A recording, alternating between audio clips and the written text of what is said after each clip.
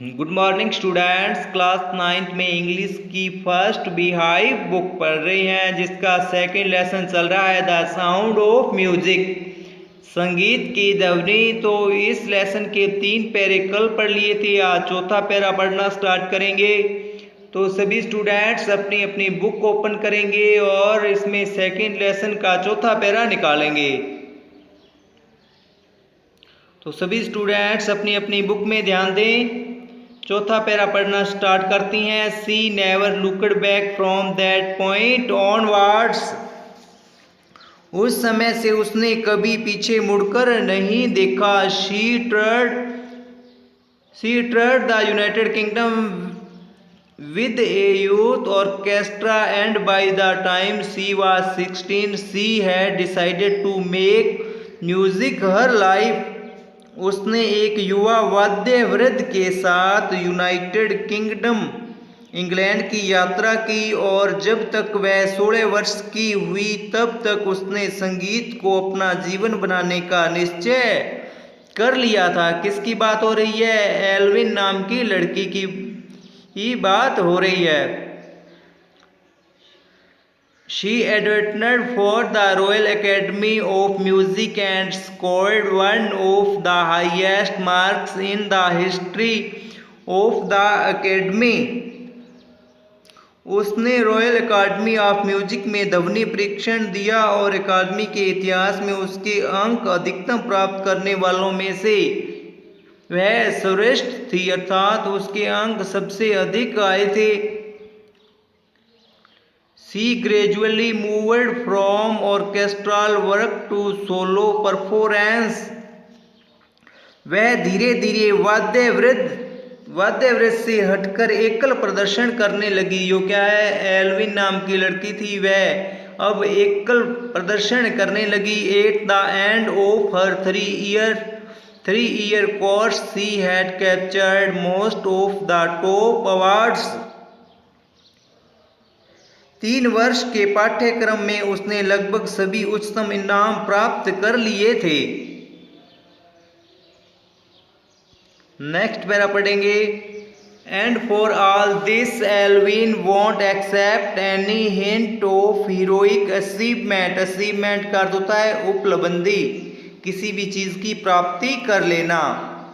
और इतना होने पर भी एवलिन यह जरा भी मानने का संकेत नहीं देती कि उसने बड़ी वीरतापूर्ण उपलब्धि प्राप्त कर ली थी। If you work hard and now where you are going you shall get there. यदि आप, अर्थात वह उसके बारे में, एल्विन के बारे में कह रहा है कि यदि आप परिश्रम करते हैं और आप जानते हैं कि आपको कहाँ पहुँचना है तो आप वहाँ पहुँच जाएंगे। And she got right to the top. और यह एक शिखर पर पहुँच गई। The world's most sought after multi-processingst with a mastery of some 1,000 instrument and heroic international schedule. संसार की सबसे अधिक मांग वाली बहुमुखी ताल वादक, जिसे लगभग 1000 वाद्य यंत्रों का पूर्ण ज्ञान था और जिसका व्यस्तम अंतर्राष्ट्रीय कार्यक्रम रहता था। नेक्स्ट पैरा पढ़ेंगे।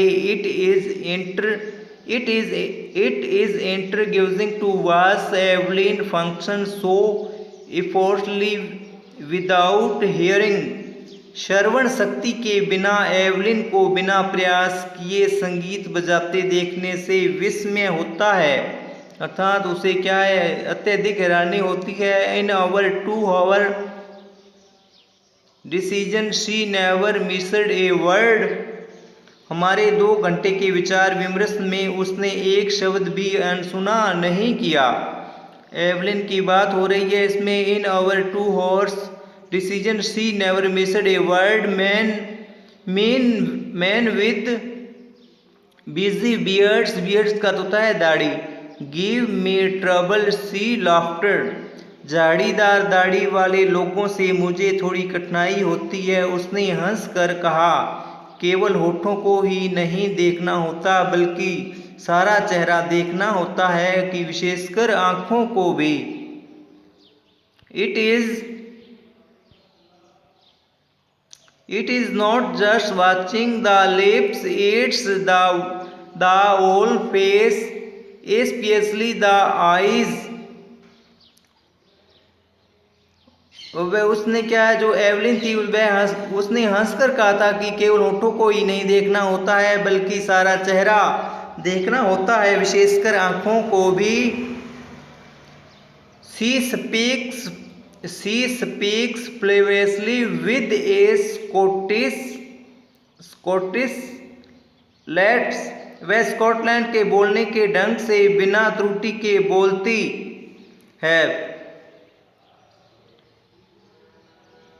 My speech is clear because I could hear till I was Evelyn. She says, मेरी भाषा साफ इसलिए है कि मैं 11 वर्ष की आयु तक सुन सकती थी। But that doesn't explain how she managed to learn French and master basic Japanese. परंतु इससे यह बात स्पष्ट नहीं होती है कि उसने फ्रांस की भाषा, फ्रांस व बुनियादी जापानी भाषा कैसे सीख ली। तो स्टूडेंट्स आज के लिए इतना ही पढ़ेंगे, जो नेक्स्ट पैरा है वो कल पढ़ेंगे। तो एक बार आप इस जो लेसन मैंने पढ़ाया है एक बार आप पढ़ के देखना। तो आज के लिए इतना ही। Okay, bye bye, have a nice day.